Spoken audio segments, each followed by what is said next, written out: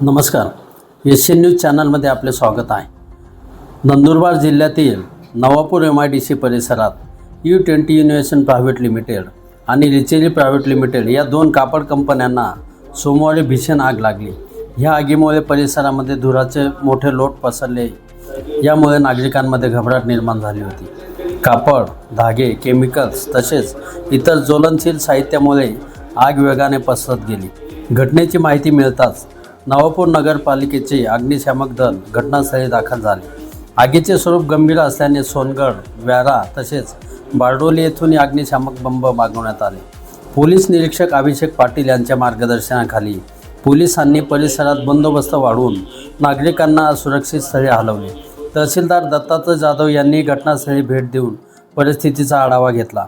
प्राथमिक अंदाजानुसार या आगीमध्ये सुमारे 15 कोटी रुपयांचं नुकसान झाले असून यंत्रसामग्री, तयार कापड तसेच कच्चा माल जळून खाक झाला आहे. सुदैवाने ह्या घटनेमध्ये कोणतीही जीवितहानी झालेली नाही.